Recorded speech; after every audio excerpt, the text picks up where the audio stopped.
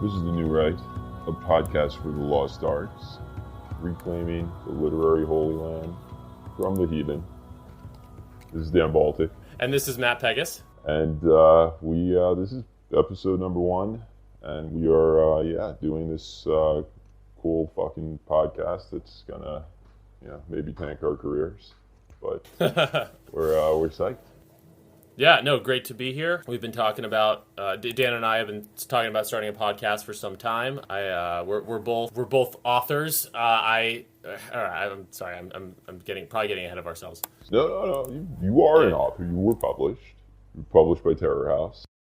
Right. My book Dragon Day came out with Terror House back in June, and Dan is also looking for a home for his first novel. I don't know how much he wants to talk about it, but it's called Nutcracker, and I read it, and it's very good. I could not agree with Matt more. Nutcracker is awesome, and it is looking for a home. So, people should publish it. It's great. It's my baby. Nutcracker by Dan Ball. But I think we bring up being authors and being writers not merely in a pretentious manner, but because that's pretty much why we're starting this podcast. Wouldn't you say, Dan? Yeah. Yeah. No, this is not just to promote ourselves. This is honestly born of our talking about trying to get published after writing novels that are like honest, and because they are honest about our experiences as young and maybe not quite as young in my case white men, it is not really publishable in the publishing industry. And right. I mean, we realize that there are very few publishers who will publish this stuff independently, stuff like Nutcracker and Dragon Day, and Terror House being one of them, but there's not too many. And there's like virtually no podcasts, talking about the literature that exists outside of the gated community, the very white bread, actually, gated community of the publishing world and the entertainment world. Certainly. And for me, I would say, really starting this podcast arose out of our conversations. Dan and I met online earlier this year. I don't think it's doxable info that we met on Justin Murphy's forum, which is a great place for kind of creators of an independent and perhaps dissident persuasion. Indie thinkers. And we indie thinkers, Justin Murphy's forum. We sort of got introed as being two people working on writing projects.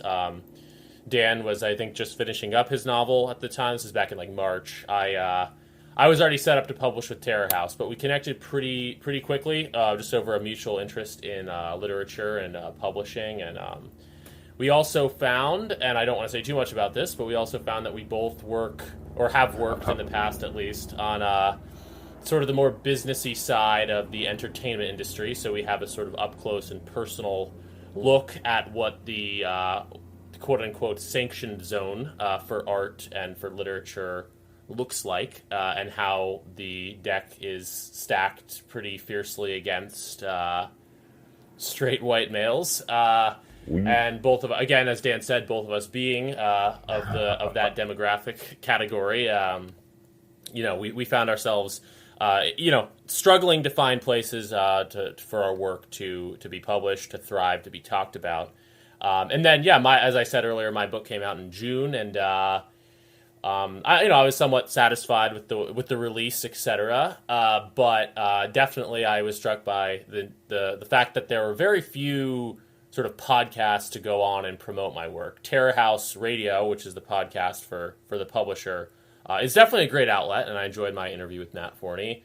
There's a couple other places. A lot of the other podcasts I went on were sort of like dissident right podcasts that just would cover my book, just as like a side thing. But not explicitly literary. Not explicitly literary, yeah. Which is what we would like to do. I think that there's a need to really focus on this, the dissident right, frog Twitter, whatever you want to call it, as a literary sphere. There's some focus on that with Terror House, but our goal is to be another voice in the room, another place for kind of up and coming writers to promote their work, and also another place to talk about literature and talk about art. But not only the dissident right, really just anyone who is writing, and to an extent, I mean, this is a topic in and of itself, is anyone who is outside of the cathedral, as our man Moldbug would call it, a member of the dissident right? Perhaps. But I would say, a lot of art, a lot of literature, if it seeks to be honest, will not be at home in the publishing industry, in the media industry. And as such, what we are trying to do is build an outlet for highlighting that type of work. Exactly. Yeah. Whether it's right-wing or whatever. Whether it's right-wing, left-wing, or anything in between. You bring up a good point. I think it's an open question right now that you hear not only people that are politically dissident, but even people who are on a much more mild basis, like the sort of IDW types. It's a conversation right now. Like, are you automatically on the right if you're not in line with the overwhelming progressive ideology of the mainstream left and of the media? I think that's an open question whether that makes you right wing. I mean, in many ways, it does not.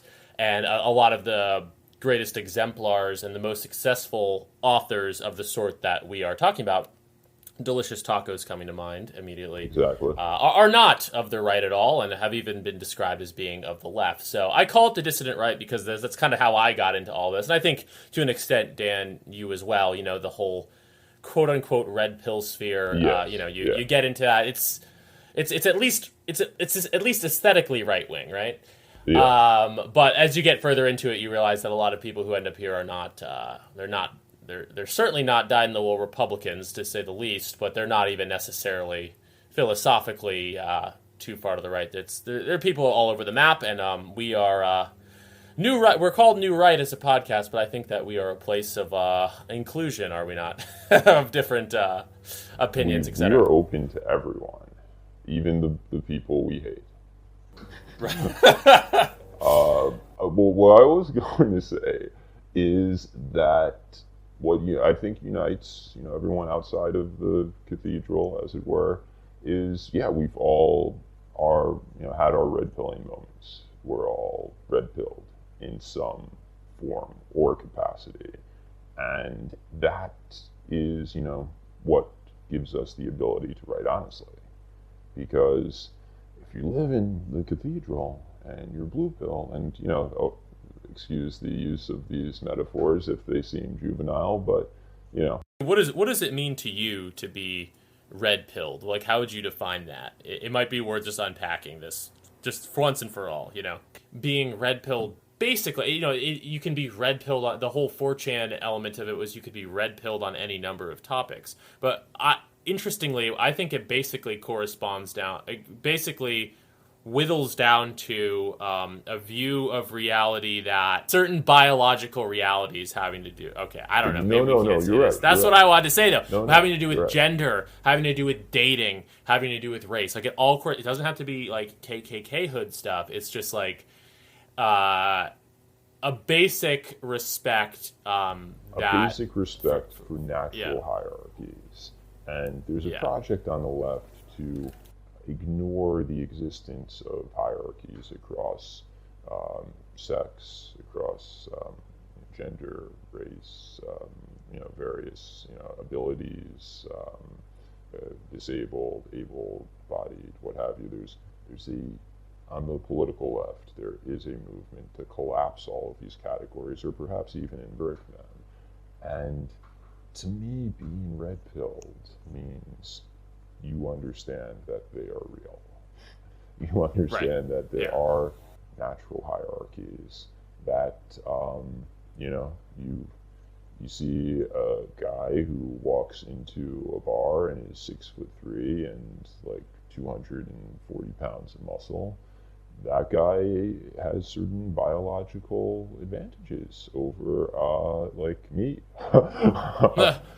Or you see, John Nash, well, you don't see him now, he's dead, but like, so solving like really complicated equations and problems, not many people can do that. And there is a hierarchy to all things. And this is something that, the left will tell you doesn't exist. And their art is premised on the absence of this, on the presence of a blank slate on which anything can be built. But all you have to do is have eyes to realize that nature creates distinctions. And that is the red pill, that there are natural distinctions that you can riff on, you can respond to them, you can, maybe you are like born with an ugly face and you work out all the time to get super jacked to make up for it. I don't know. Maybe you're pretty dumb, but you work really hard to, become, I don't know, a business executive despite that. There are ways to work around natural limitations, but they do not negate those limitations. They do not Right. remove them. And we have to still be honest about them. I mean, I think that you summed it up so well. That's what the red pill means to me as well. And it doesn't have to be a big extreme thing. It's just this basic honesty about things. And once you accept certain, truth, red pilling truths, then you're, sets you free. I mean, but the price Right. is you can't, stay in the cathedral. You gotta leave. Right, yeah. And so I mean, we left, but we are still in it. Just people don't know that we actually have these beliefs, and so that I think actually provides, and you could correct me if I'm wrong, Matt, a certain impetus or fire to do this podcast, because we have to listen to this fucking crazy shit all day, and it drives us crazy about like diversity and inclusion riders to agreements and stuff of that nature. Yes. And how you're looking for not looking for the best writer, not looking for a particular type of story, not even caring what the writer's written about before, but you're looking for a BIPOC writer. No, absolutely. I think that provides an impetus. There's a lot of people, and this is not to put anyone else down, but there's a lot of people online who their exposure, who maybe they're from a more conservative milieu, or maybe they're just mostly online. But when you're actually in the real world and seeing how some of these, critical race theory ideas interact with, real world business, and in our case, real world art, it's not. We're not really bringing new information here. People know these are the conversations that happen. But yeah, no, it's basically just the application, the extreme application of multifaceted affirmative action to art. And when you're faced with that on a day-to-day basis, not only do we each have our own, creative outlets, but also there's a need to talk about this, I think, on a on a not even necessarily on a political basis, but just on acknowledging the fact, which is part of the goal of this podcast, right? Is to I guess we can get into our mission statement a little bit. Cultivate a space that is outside what we called the cathedral in the Moldbug sense, or the sanction zone for art. Sanction zone, yeah. Our goal is to cultivate an alternative space for people who either have gotten canceled or can't even break in to the sanction zone. Well, I think it's instructive here, and obviously I'm not going to say this guy's name because we don't want to say people's names who haven't let us say them. But on Indie Thinkers, someone wrote in saying, "I have this novel. It's about an honest portrayal of male desire, and how am I going to get an agent?" And people like yourself, I think I replied to him through a DM, wrote back and told him, you're not going to get an agent. You cannot write an honest book about the novel about male desire. It's just not going to happen. So the sanction zone, as we call it, the zone of the cathedral, whatever, that type of work is not going to flourish there. But it does it exists. It exists in the work, as we were saying, of delicious tacos, and even in the unpublished work of well, certainly myself, but Yeah, also yeah, yeah. this dude who wrote in on Indie Thinkers, who also wrote a novel, and how many of these novels are floating around out there? So I think what we are doing here is there's like a wilderness of all these people writing novels that can't get published anywhere, or if they do get published, they're published through alternative presses, and we're creating a venue to highlight these people and show give them a place to talk to each other, for people to talk about them. And yeah, this is not our land.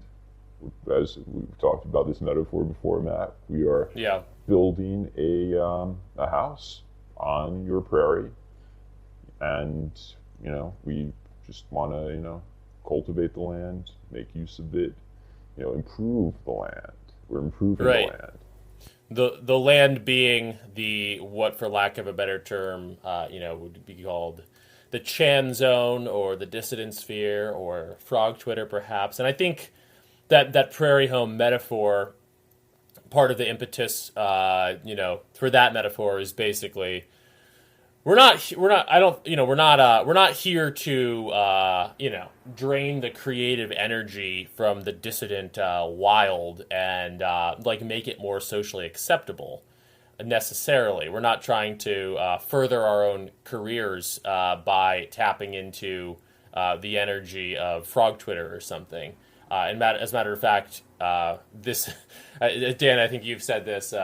This could potentially be very bad for our careers, but I do think that there's something to be said for, there's the kind of the somethingawful.com, just very flagrantly offensive element of Chan culture, which is obviously great and probably has influenced each of us in our own way. But I think there's also a place to kind of the idea of the alternative institution, and this is something that people like Justin Murphy and even Moldbug talk a lot about, where it's not merely the "fuck you" attitude, and not merely the bringing the real truth brutally to red-pilled light, so to speak, but also a sense of building something new and building something that is not just the sheer dissident energy, but also looking towards the future. Something that can be a viable alternative to the mainstream, and maybe even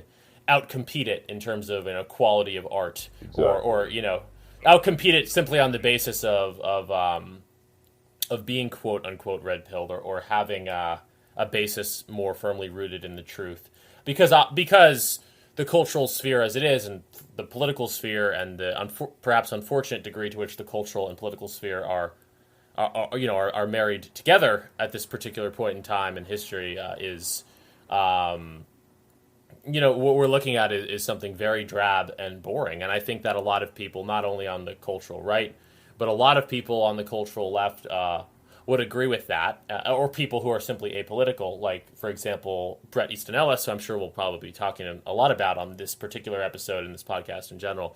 I've talked about the declining state of film and the death of the novel, and the fact that for the last 4, things maybe are changing now, but obviously for Trump's entire tenure, it was all Trump derangement syndrome was basically the Absolutely. prevailing like spirituality or something of all art that was being produced. So looking at that drab, and I don't think it's even that again, I don't think it's that politicized to say drab cultural sphere.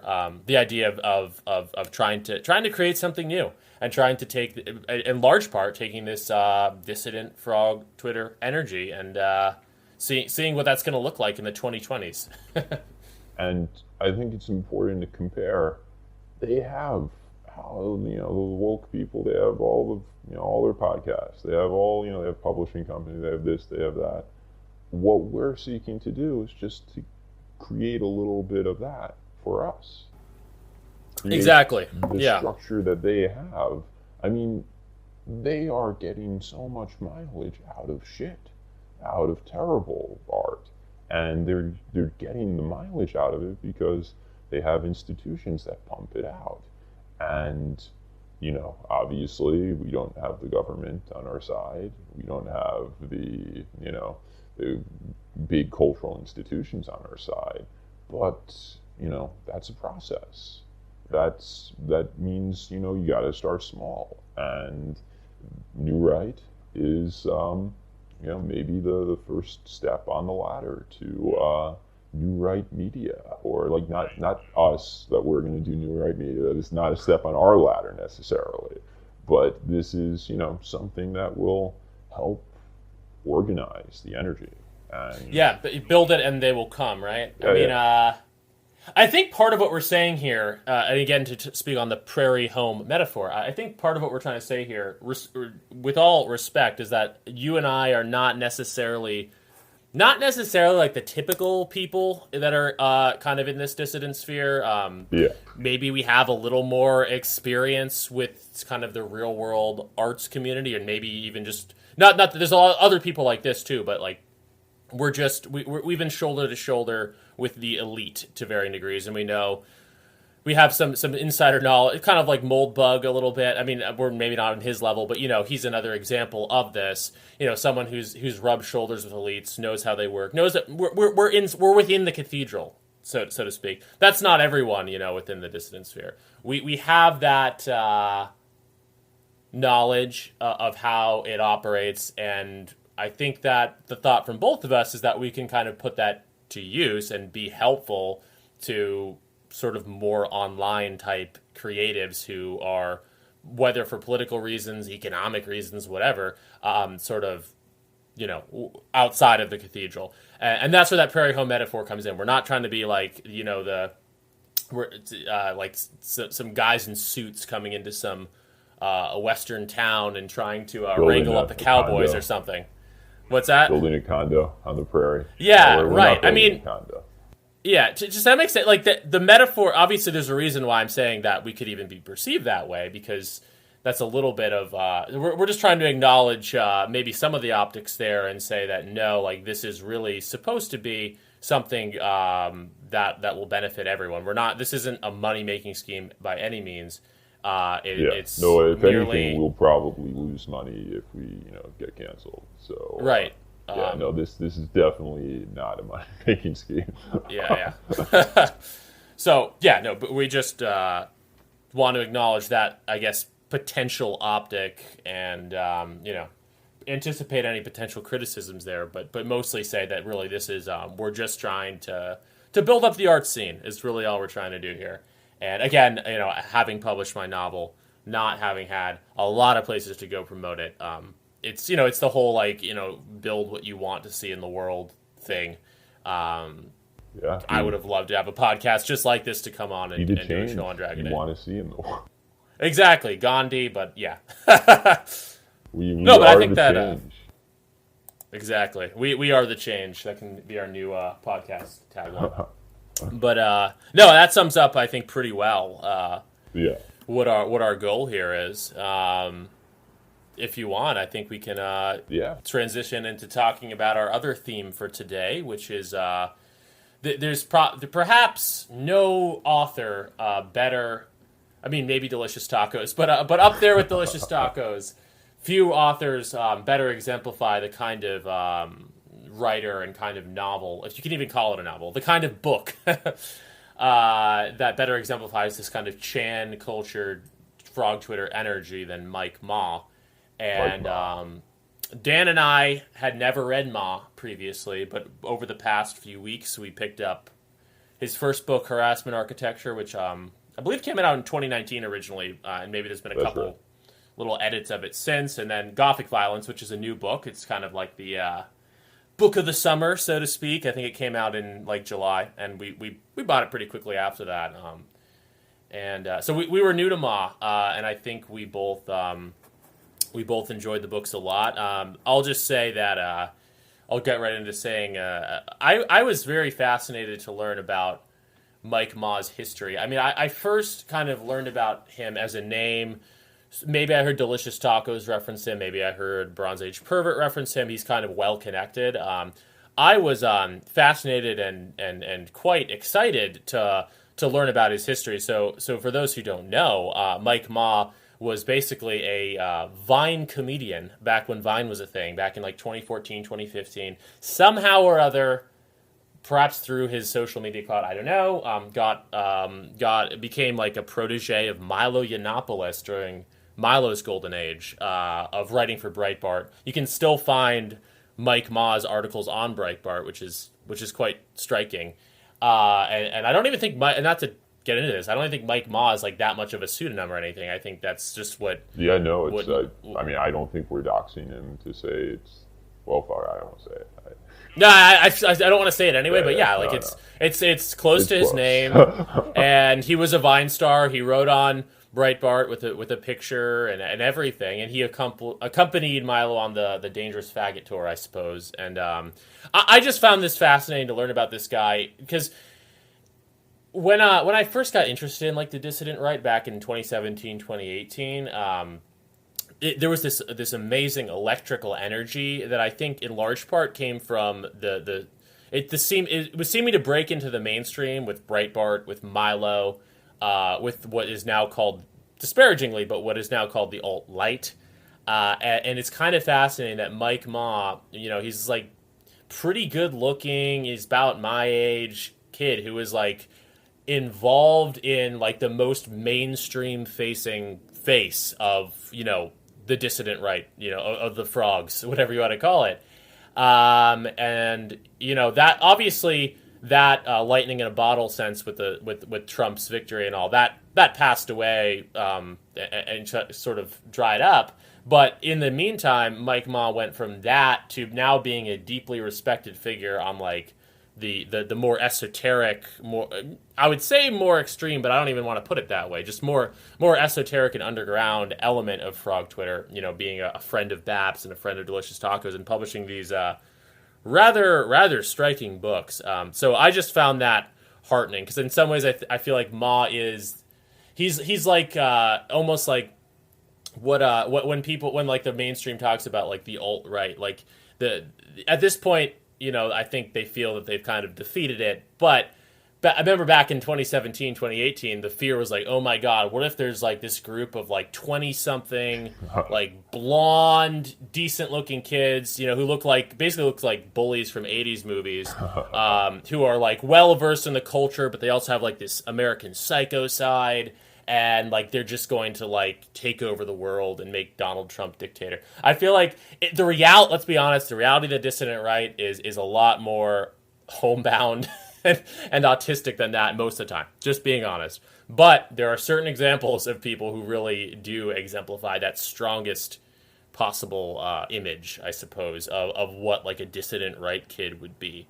And Mike Ma really seems like he is the epitome of that. So that's my little monologue to lead us in. And interestingly, he is. I think we talked about how he's like the man in the room that people don't really know about. And I mean, obviously, he's more well known now after these novels have been published. But at the time, he was a fixture in all of these. Events leading to 2016, but has not really even still become to the extent anyone on the dissident right is a household name.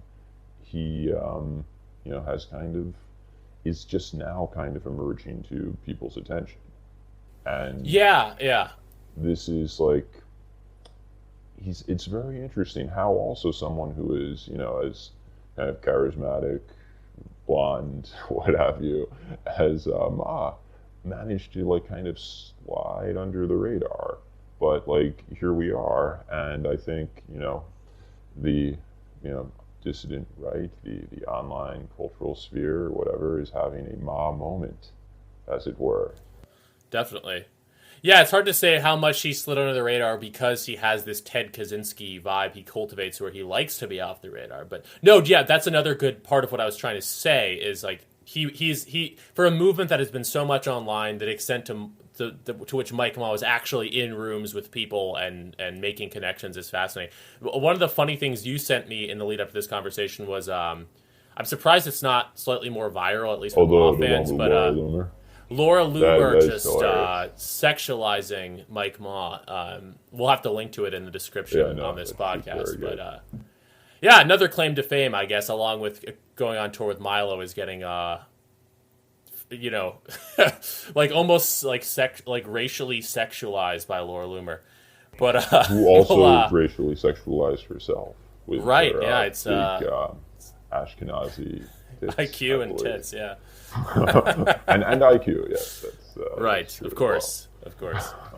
But that is all to speak mostly about Ma as a person. And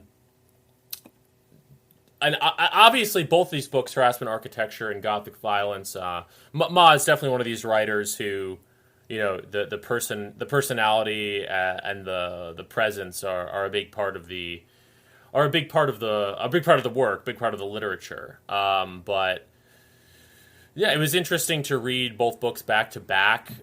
There's a lot that the books have in common. The general themes are basically the same, but there's also some development, kind of from one to the next.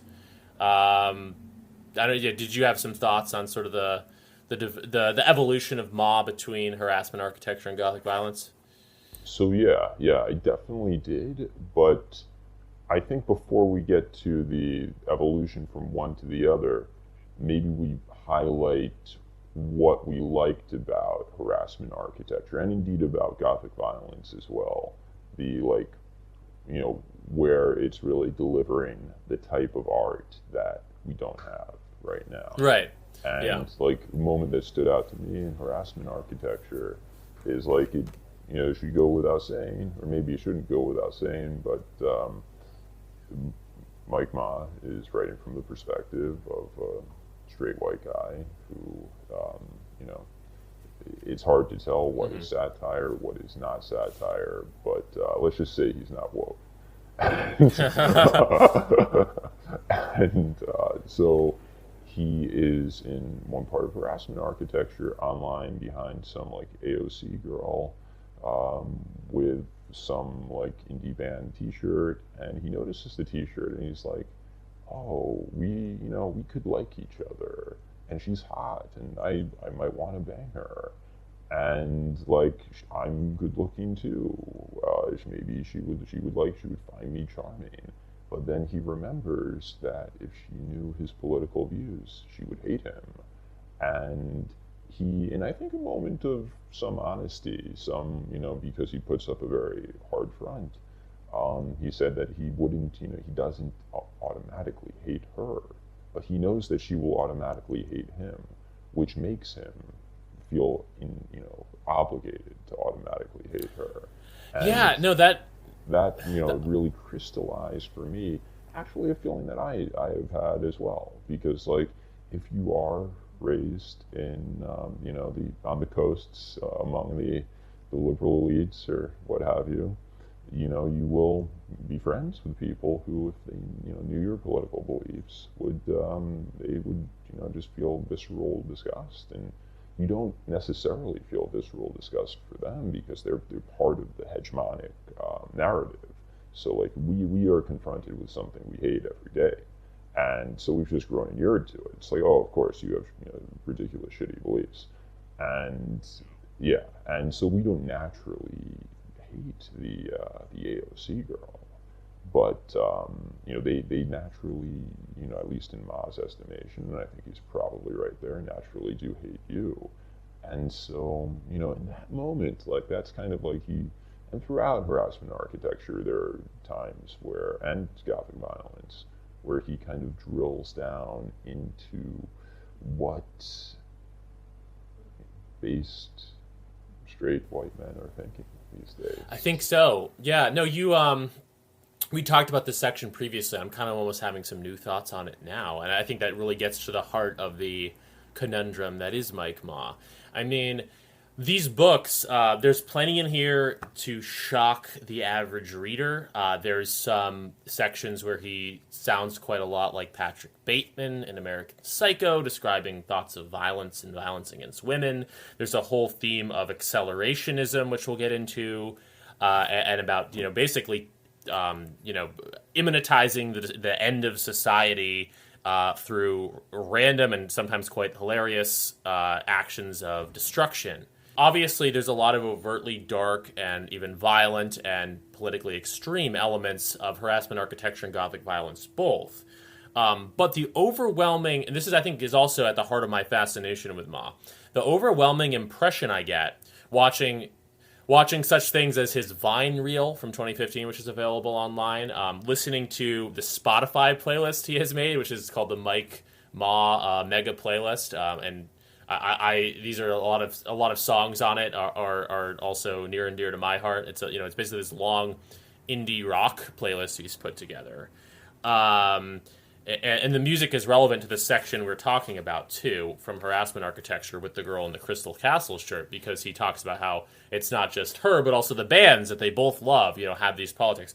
Another section that comes to mind that sort of underlies this more lighthearted element of Ma is it's like the second chapter in Gothic Violence, or maybe the third or fourth chapter, but when there's a sort of riff on Bret Easton Ellis's Glamorama, where he's walking around this party in the Hollywood Hills. He name drop to a comedic degree, as Brett does in Glamorama, name drops maybe 50 sort of current celebrities, everyone from the cast of Euphoria and Stranger Things to Ty Segall, the punk rocker Ty Segall. I guess he's more of an indie rocker. Anyway, To Victor Ward.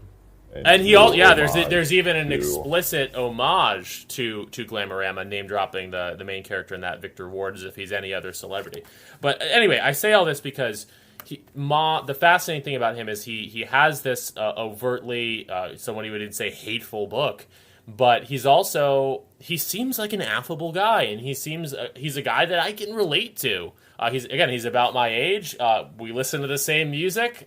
Him, myself, and I guess this girl in the Crystal Castle shirt. He's not.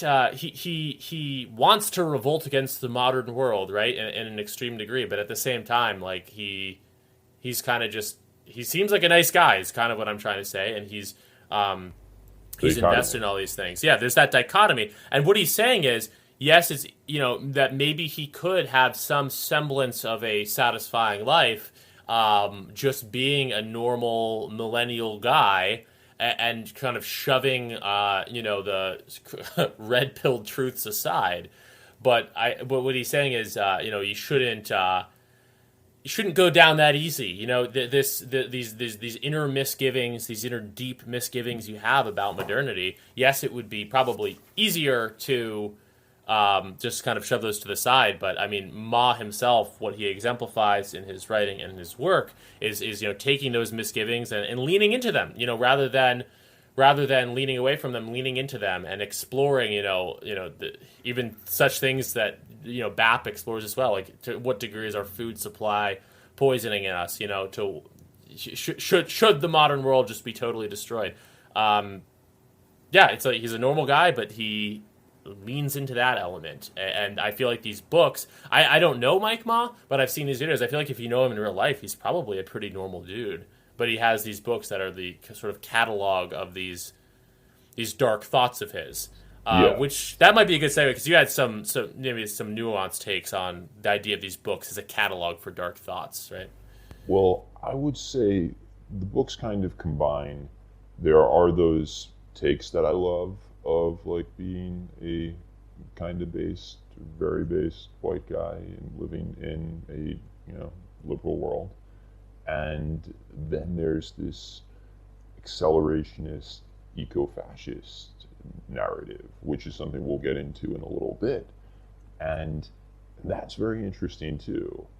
And I do have to say, sandwiched in between, we do have a lot of the Bateman-esque stuff and the politically extreme, shall we say, elements are, just kind of not on the same level of insight and originality as the other stuff. Like when he's, like, for instance, in the jungle, hunting gorillas, not gorillas, the animal kind that we love, but the enemy fighters. It's just kind of like, well, the Tom Clancy thing, Yeah. and the when he's pushing the bookcase over on the girl in harassment architecture, and watching her die, like it stuff like that. Yeah, that does affect you because it's. But I think, as I was saying, it's like pyrotechnics. It's like special effects, Right. and well, what does it really add? And so what I see here is, like, in harassment architecture and in Gothic violence, you have a lot of really interesting moments of, like, you know, Mike being the, giving his probably honest thoughts of, like, what it's like to be,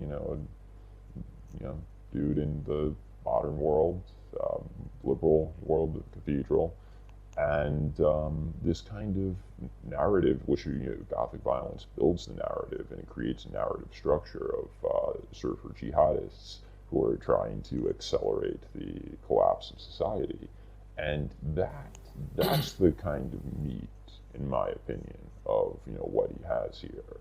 And at first, I was a little more skeptical of the eco-fascist narrative than you were, Matt, and just thought it was kind of like, okay, more kind of like harnessing Bateman-like energy for shock value, frankly. But there's Yeah. more than that, and the like obviously we'll talk about it, but he's the founder of the arguably they involved in the formation of the Pine Tree movement, and there are ties to right-wing esotericism, ties to at least ideological ties to that, For and sure. there's and so in the narrative that he's crafted to, like, advance this right-wing environmental agenda, there's something new there. There's something interesting there, which we don't really. It's not chaos for the sake of chaos. It's chaos for the sake of this kind of Kaczynski-like agenda that Right. is only just being sketched out. We feel in the kind of it's beginning to rise from, or permeate into the cathedral, the outside of the wilds of frog Twitter and the Chan zones, even people in the more cathedral like places, they're beginning to notice there is this right wing environmental movement going on, and Right. that's new. That's interesting. It is interesting. I mean, that's another element of the background I had on Ma before realizing he was this, former Milo associate, etc. I thought he was just he'd been introduced to me sort of as like a right wing, a right wing environmentalist, which kind of gave me the wrong idea because I think that he is a right wing environmentalist. He is at least, again, where does the satire end? Where does the sincerity begin? But nevertheless, in the books, at least comes across as an advocate of eco-terrorism. But this isn't necessarily Greta Thunberg on a bad day or something, and it's definitely not some weepy, more edgy version of like what you'd see on the back bumper of a Prius about the environment. It's a very different milieu. I mean, Ma says that he sees, the climax of harassment architecture. I see God in trees. I see God in raw meat. It's this. His environmentalism starts, I think, out of an adulation of nature and of the hierarchy inherent in nature, of the purity, perhaps most of all, of nature, and the fascist part, so to speak, or the terroristic motivation comes from a desire to bring that purity and perhaps that hierarchy into the realm of politics, and take man who has degraded nature, and kind of facilitate being a force for nature taking that back or something. But he doesn't spill a lot of ink about all the plastic in the ocean. I mean, I'm sure he's not thrilled about that either, but mostly it's it's less, it's more simple than that almost. It's like looking out the window and seeing God in the trees and being motivated by that. You know what I mean? It is not about veganism. It is not about certainly not. It's about eating raw meat. Yeah. It's about, and this is why I think, and this is maybe even going a bit outside the text here, left-wing environmentalism is inherently contradictory, whereas right-wing environmentalism, to embrace the environment, and I think Ma has the right idea here, you have to embrace a natural order. You have to embrace hierarchies. And I don't think we have to really belabor that the left does not like to embrace natural. They like to embrace unnatural hierarchies, but not natural hierarchies. 100%, yeah. No, you're right. They like to embrace. It is. Yeah, I basically wouldn't stop at saying it's inherently contradictory. I mean, I think that, I don't know, the association between the left and environmentalism in the United States, it's actually more strong in the United States than it is in Europe, is my understanding, by the way. But certainly over here, I think it's a combination of one, the kind of Christian right having a history of being dismissive of environmental concerns, and then on the other hand, I also think it has to do with the degree to which maybe capitalism can be blamed for a certain amount of environmental destruction. Ma doesn't write about economic matters a lot, but I think we can conclude that he's not a commie or a socialist, but also he doesn't see the free market as the solution to anything. But anyway, I think that's why there's a association between environmentalism and the left in the United States and in the West more broadly.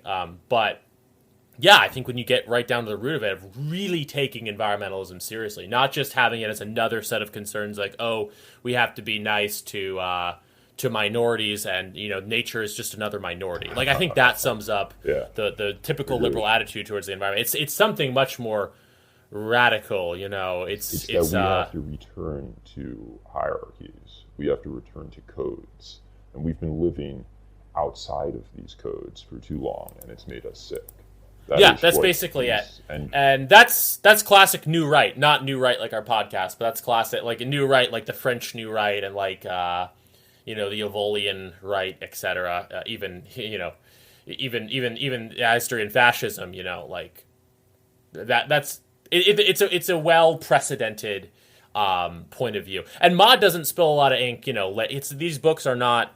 It's worth getting into this more generally for people who haven't. I feel like some of the listeners to this will not have read the books. I mean, they're not political tirades at all. They're not even really novels either. They're basically just a series of vignettes. And what you get is what we're talking about with environmentalism is over the course of 100 odd, maybe more vignettes that Ma lays out in Harassment Architecture and Gothic Violence. Both is this view of nature and this politicization of that, but it emerges through very intriguingly specific details that slowly emerge through, basically personal vignettes, like delicious tacos. Yeah. I think there's one line that really kind of summarizes Ma's view of what man's relationship to nature should be and what it is not currently. And this is at the end of Gothic Violence. And this is after, I mean, I don't know, do we want to do spoilers here? Maybe not. Oh, for sure. Okay. I think we can. Go for it. Okay, so spoilers. The surfer jihadists institute a new government in Florida after reclaiming it from the United States. And so it's become a sort of new Atlantis. He refers to it as the new Atlantis. Yes. And he writes, in the same way that mainland America revolves its culture around things like media consumption, wage slavery, celebrities, sports, and individualism, this new Atlantis revolves around sun and surf worship, unbreakable bonds with nature, tribalism, child making, ridding of toxins through diet, literature, beauty, and the erasure of nihilism. Yeah, it's kind of satisfying because, as I said, these books are basically a series of vignettes.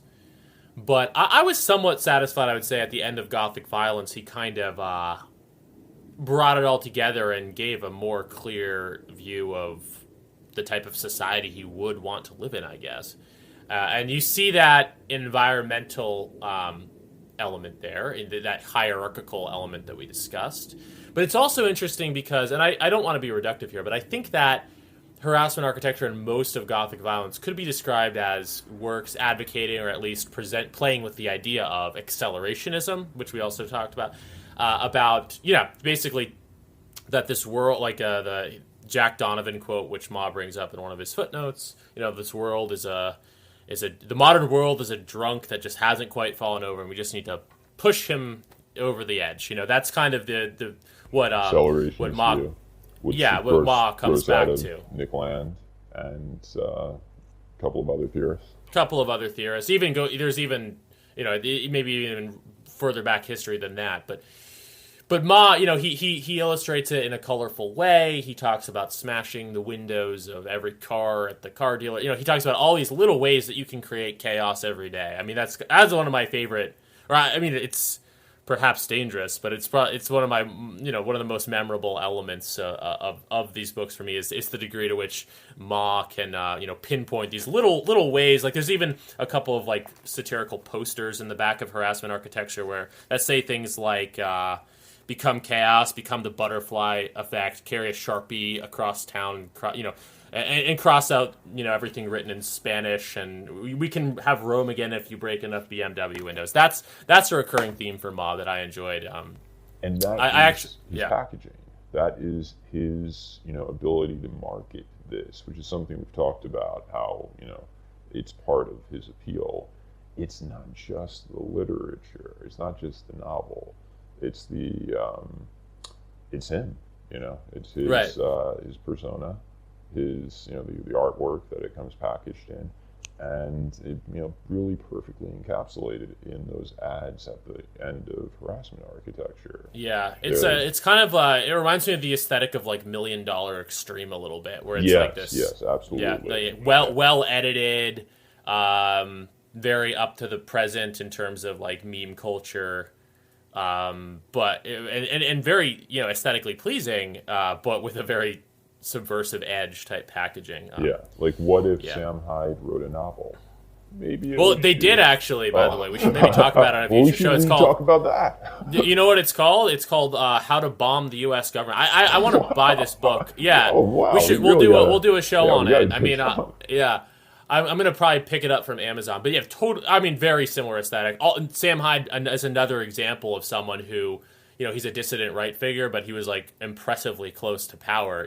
With Ma, it's that he wrote for Breitbart. With Sam Hyde, it's perhaps even more strikingly that he had a Cartoon Network show. Oh, well, hopefully not too repetitive of the Perfume Nationalist episode on MD, but we should do a $1 Million Extreme Sam Hyde show at some point. Well, I mean, anyway, the novel, clearly, if I didn't even know about that. So. Yeah, no, it might be hard to get because of its controversial title, but we'll get it. I don't even actually know that much of what. I assume it's kind of like Harassment Architecture, but we'll talk about that. But no, basically why I was talking about this is I in my book, I'm just going to shamelessly plug my book again. In my book, Dragon Day, there's like one section where the kind of darker figure, I won't call him the villain, but like the darker figure in the book sort of lays out some potential ways to sow chaos in this sort of way.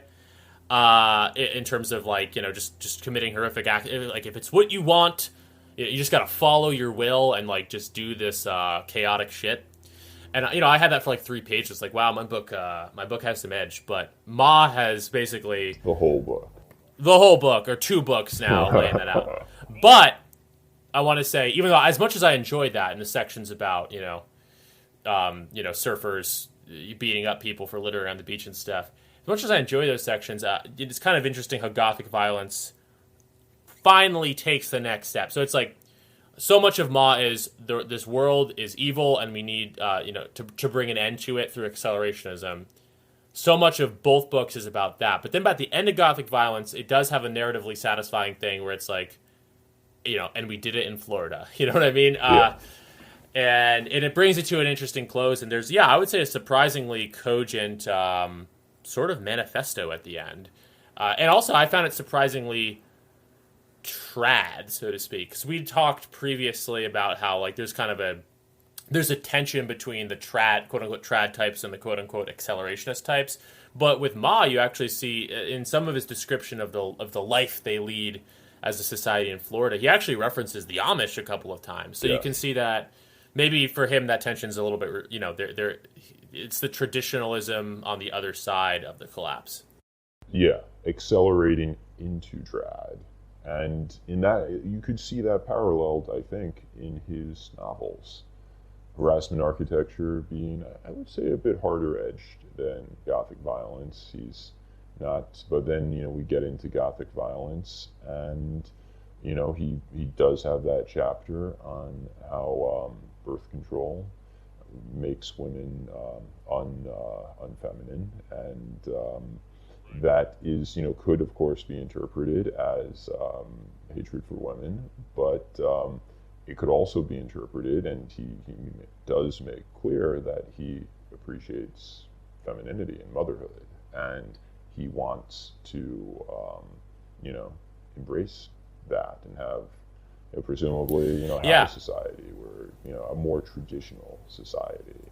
Yeah, no, I think that chapter is probably one of my favorite ones from the later part of Gothic Violence. He talks about how birth control ruins a woman, right? And most people reading that will say, your average normie reading it would say, oh, this is misogynistic, this is sexist. But what I took from it was what he says about women who are not on birth control. There's like inherent to his criticisms of modernity, and this sums up him a lot, I think. Inherent to his criticisms of modernity, in this case birth control, on the other side is that it can be better, that there is a purity that underlies the decay. And the way he describes, the maternal presence of women, and elsewhere in the book too, the maternal presence of women who are actually worthwhile, and in his view are not, they're not on birth control, shows you that, that more hopeful, wholesome side of his work. Yeah, undoubtedly. And that's, he ends it in a hopeful place, I would say.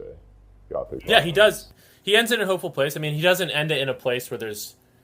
he's as much of a heretic, if not more than ever, but nevertheless, I think it ends on a more hopeful note than Harassment Architecture, which kind of just ends in an angry rant. Yeah. But both books are great, really. But in terms of accelerationism, the acceleration of it all, there was a kind of a topic on that. One last topic on that I wanted to touch on is, I guess I'll pose it as a question: like, is it irresponsible to to deal with accelerationism in this way? I mean, I've had a kind of mixed take on this throughout my online career, and my book, my Dragon Day, in some ways, is a warning against certain elements of accelerationism, but because I think that the notion that everything has to be destroyed could probably be pretty destructive for a lot of people in their personal lives, etc. Of course, yeah. I think I don't know if you have thoughts on that. Yeah. Accelerationism, like obviously, like all the various schemes that Ma lays out in both Harassment Architecture and especially Gothic Violence, is potentially very dangerous. People read it and do it. That's that's going to be very bad. And I don't even really want to say this, but maybe I should, because our goal always is to be honest. There was a case, and this didn't turn into anything, but it's also kind of funny too, if we're being honest in a dark way. There was this case, and I talked about this with Matt Forney on the podcast on my book. There was a case earlier this year where this guy, I guess the FBI or something, like flouted some neo-Nazis like plan to, I don't know if it was going to be a mass shooting or a bombing or what, but it was ended before it started. It was stopped before it even started.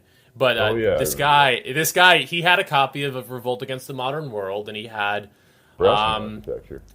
and he had harassment architecture. So look, I'm never the type to. I think that artists are very rarely, if not never, at fault for what crazy people do with their work. But nevertheless, it is worth noting that in the wrong hands, yes, some people could maybe take some of the more extreme sections of these books too literally. But I also did want to say, even though I think there is a danger to taking accelerationism too much at face value, I think that the power of the notion of accelerationism can't be denied, and that it's far superior to LARPy trad stuff, and that advocating, basically especially when it comes to, I think, hijacking elements of popular culture, that accelerationism has a certain power that can't be ignored.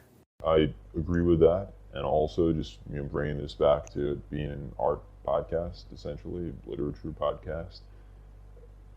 I don't think we can, even if something is dangerous, as long as it has literary value, it's still, it should be talked about, it should be read, or maybe it should not be read if it sucks, but if it's good, it should be read.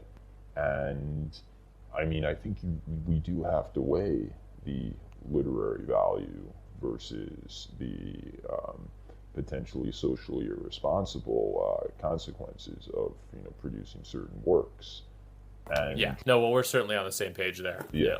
And if you have a book that is just like, this is a book how to make a bomb, maybe that shouldn't be so widely available. But if you have a book that is like harassment architecture, which has clear literary value, or Gothic violence, even the more, I would say some of the more extreme elements do detract from its overall appeal, but they don't, and this is where I think we differ from the boys and girls in the cathedral. We think it should still be read, even if it's dangerous. Well, if it's art, we should still read it, because we're all big boys and girls, and we can read things, and even if they cause a stir, it'll be okay. God knows the left has a lot of stuff that's dangerous that they read and promote. So, fair is fair. We've been talking about the extent to which Ma's accelerationism is potentially socially irresponsible, and we would really be remiss if we didn't also discuss the extent to which I don't know if it's really his being socially irresponsible or just simply holding these views, but he does, in Gothic violence at least, voice opinions that present favorable views of the Nazis and the Confederates, and this does pose a little some issues for some readers, for us, at least for myself, and I think naturally we are a pod that our goal is to get away from this sort of policing of literature and this sort of like, you can't say this, you can't say that. And if it were the case that Ma were just writing straight fiction, and it is important to take into account that he himself says this is a satire, so that is an important thing to consider. That being said, his persona is very similar to that of the books. So we do have to consider that these views are potentially his own, and if that is the case, we can enjoy the rest, and we do enjoy the rest of his works, but we have to come out and say that genocide and chattel slavery are not new right values, and of course we disavow, so to speak. I found the execution in Gothic violence, and this is possible because I've exposed myself to more overt extremism online. So Gothic violence and harassment architecture feel kind of subtle and artful in their presentation of such ideas in contrast. But I think you're right. I mean, I think that as I've said it before, and we'll say it again, where the satire begins and ends with Ma is completely unclear. And yeah, no, our podcast is exploratory of a lot of these writers and even of some of these ideas, certainly without endeavoring to make the more extreme elements necessarily more respectable.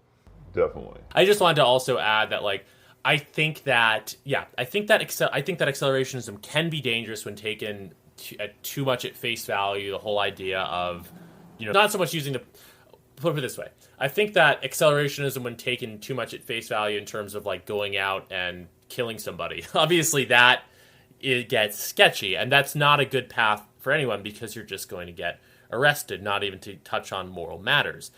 But there are certain elements of accelerationism, and it's not that Mike Ma so much explicitly advocates this, but other thinkers like Nick Land and Alexander Dugin, to an extent, have spoken on this. The whole notion of flipping the postmodern paradigm on its head is very appealing to me. And I always go back to this. I think there's a lot of value in, the Vermeulen. Well, I think there's some value in like the Vermeulen types and just social conservatism and traditionalism in general, advocating, starting the family and supporting your family, blah, blah, blah, blah, blah.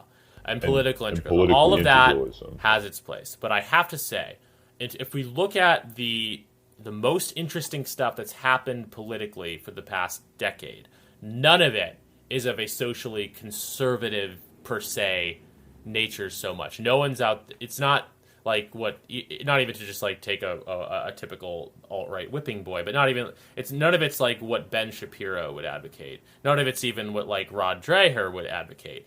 What it actually is game show host as president, meme war victor. You know what I'm saying? Like, it's for better or worse. We don't have to be extreme accelerationists, but I do think that we have to. There's really something to that idea of diving into the modern and postmodern world as it is, and flipping on its head, causing chaos responsibly, right?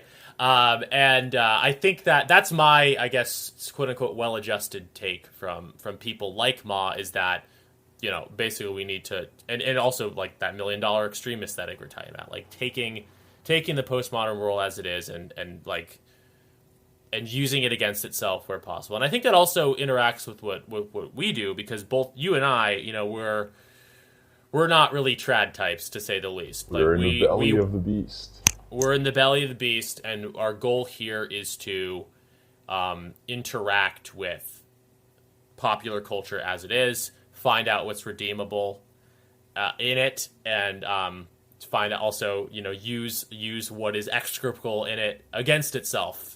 Exactly. As the case might be. I mean, that is very much more. That notion is much more inspiring to me than the LARPy trad stuff. Exactly. And Mike Ma, I think, is an example of, both subverting popular culture, but also, the better elements of the trad stuff and the socially conservative stuff. The stuff that went over, that won, that like in wrestling, it's like you put the story over. That's what they say. And the stuff that caught on, Trump winning, Brexit, what have you, that has its roots in the generative capacity of this wild west of 4chan, of Frog Twitter, of this untamed zone on the internet. It does. It has its roots in that energy, which again, it's a goal of ours to help to cultivate and yeah, no, there's ironies to it. The Ted Kaczynski line, perhaps the Pine Tree Party line is, let's disable the electricity grid. Well, none of us would be here and on this corner of the internet without the electricity grid. So there's this. What's that? Can't meme without electricity. Exactly, can't meme without electricity. So there's that. It's not a contradiction. It's just a certain irony, and I think it's a generative irony Yeah. to have your feet in different circles, and But kind of you're bring it together. That's where the magic happens, you're right? quite right where you compare to Vermeulen, where you compare to the social conservatives, and they haven't delivered much of anything because they're not cool. It's fucking lame, and it's not going to deliver because what you need to push a narrative across and have it gather steam and catch on, it has to be cool. It has to be something that people like Yeah. reading, like watching, and it's this tool that is untapped, largely untapped potential of the I don't know, the dissident movement. I don't know what we want to call it exactly, but there is Hmm. this energy that's creative, that's artistic, and that the other side just doesn't have. They don't have it Right. because They don't, and that's why people, make fun of him for being alt-right, but I think Milo was a pretty thrilling figure, and I think Ma is a protege of Milo still, not in every way, not, and his ideology is obviously quite different, but yeah, Milo is a great example of this, of someone who took our culture's love of gay men, for example, and just completely flipped it on its head in 2016. Absolutely. And that stuff is really powerful, and there is an accelerationism to that.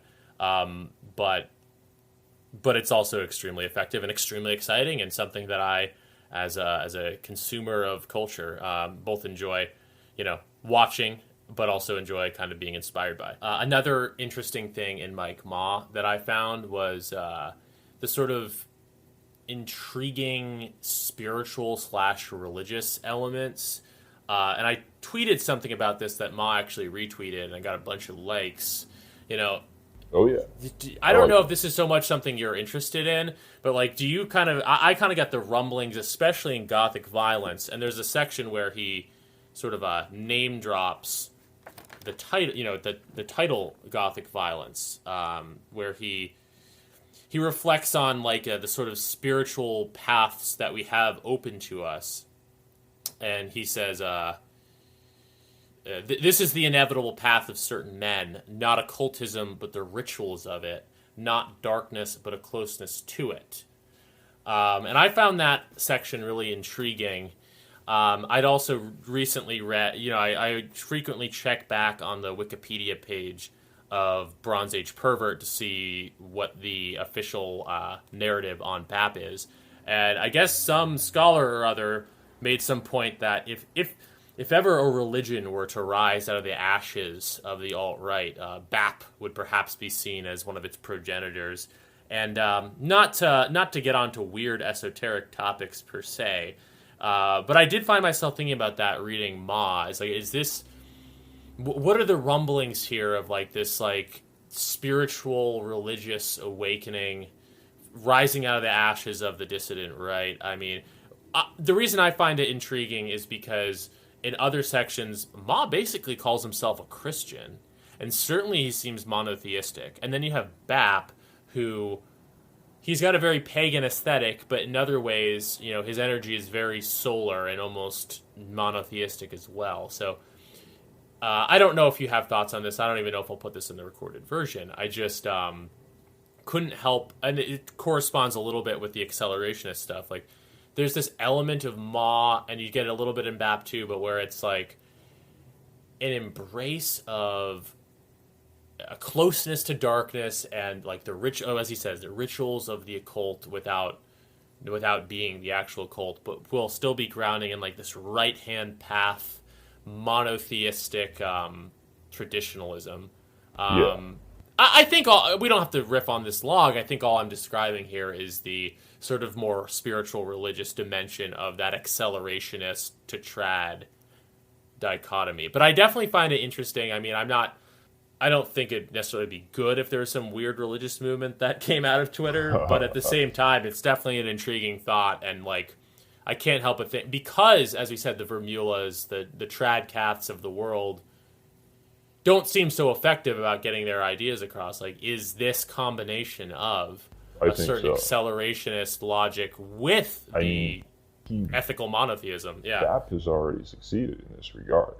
You have, legions of Bapists who embrace what he promulgates, which, I'm not as well read in BAP as you, but I think it's not unfair to say that he promulgates a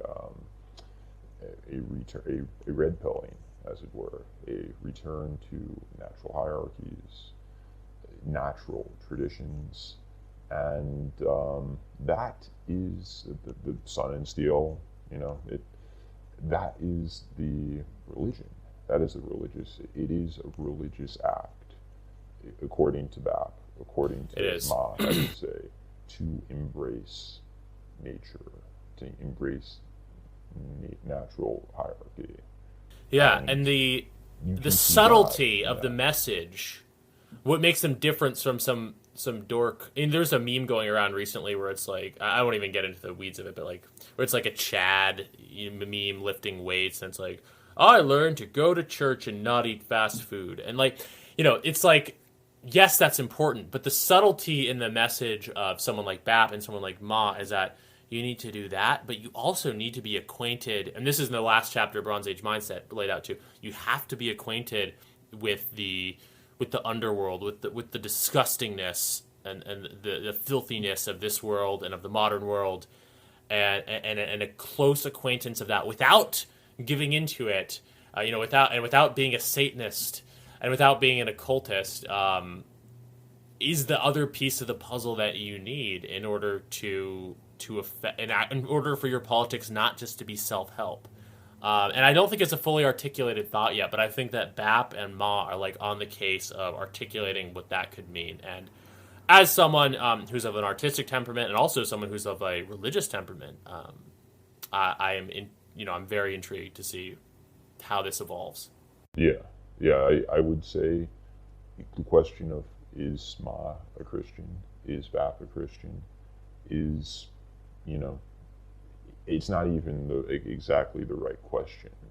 It's more, to what extent does an embrace of nature and, man's natural qualities, to what extent is that Christian? To what Yeah, extent no. That is the question. and does that fit under Christianity?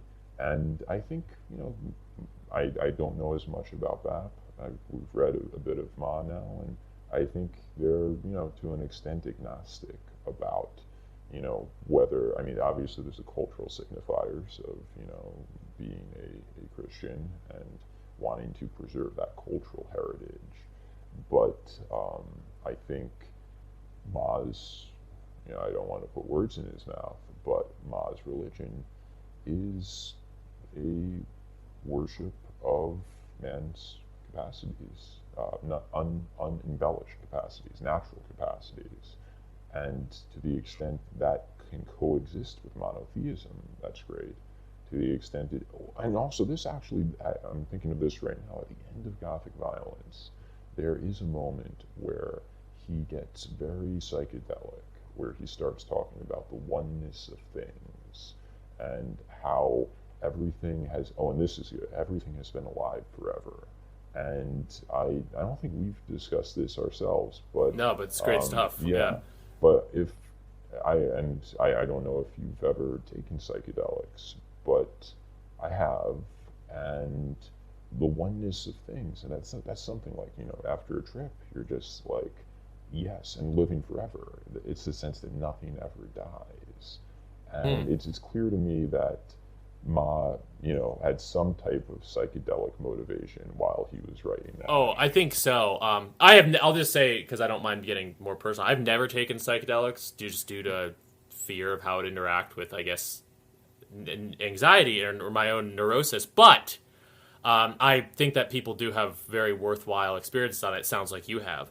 And I don't remember if Ma explicitly references psychedelics, but I would say that there's absolutely no fucking doubt that he has. Again, even just going back to that Spotify playlist, most people who listen to certain types of indie rock, But no, there is a psychedelic dimension, and that is about a the oneness of religious things. thing. That It is is, yeah. this sort of like oneness and never-endingness of life is is coexistent with the the transcendent qualities of man, and Right.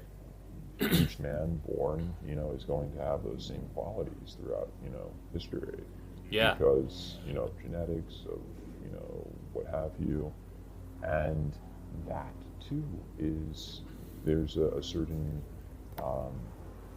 in Christianity, the Trinity, the Holy Ghost. There's a certain element of mysticism in Christianity as well. There is. No, Go on. no, sorry. It's just fascinating with Ma, maybe especially in Gothic violence. I think his answer is, I mean, I don't know if he's explicitly called himself a Christian, but he's very, very interested in Jesus and interested in Christianity. And the impression I get is, he garners his spirituality. Yeah, he's probably had some psychedelic experiences. He's almost like a nature worshiper. But I think that there's a real argument that you get throughout it that no, this stuff is not in contradiction with monotheism at all. The line at the end of harassment architecture is, I see God in pine trees. It's not, I worship pine trees. It's, I see God in pine trees. I see True. God in raw meat. And I've actually, just again, it's worthwhile being personal with some of this stuff. Like, I grew up Catholic. I still attend church, but I'm not a devout Catholic, but I still find a significant amount of value in going to church and worshiping God and praying, etc. But I also, I'm a bit of a Baptist, and there's a pagan element to that. I'm lifting weights and I'm looking at the sun and I'm thinking, why don't I just worship the sun? But then I think, like, the sun is just a ball of flame out there. But but maybe it's the most powerful symbol of something transcendently existent. And for me, sun worship is like, you'd have to talk to someone like Camille Paglia or like a anthropologist, but it's like the notion of like again, solar, like a more solar paganism, which you get in BAP. BAP is very solar pagan, you know what I'm saying? That almost is like a step towards monotheism, because it's still, there's only one sun, and, it Sure. is the bringer of all light. So it's like again, tapping into paganism and the raw energy. It's a little bit like the podcast too, right? It's like the raw energy of primordial paganism, but like also bringing it in line with some structure, with something more structured, like traditional Catholicism or Christianity. I think that we're like, again, it's kind of lines up metaphorically with some of the other topics we've talked about in a nice way. I think we're seeing the first rumblings of like taking that sort of, in someone like Ma and Ba, taking that pagan occultist energy and like refining that as the roots of something much more structured and above board and right hand path in the occultist sense, and applying a structure to it, which is at least not inimical to Christianity, if not just a new era of Christianity almost. And that these are heady topics, but worthwhile. I'm glad we talked about them. Definitely, yeah. Yeah. No, a new religion shall arise. Yes, or the old religion, but updated to fight on the modern battlefield. That's our second podcast, the new religion. So we are looking forward to finding new voices, and just helping new voices find other new voices in this world that doesn't really have the same institutions that they have on the inside. Yeah, because like this is where the real art is. It's not in there like it's all dead. You can't produce art in an environment that is like heavily censored. Yeah, because you need truth for art, and so we've got that here.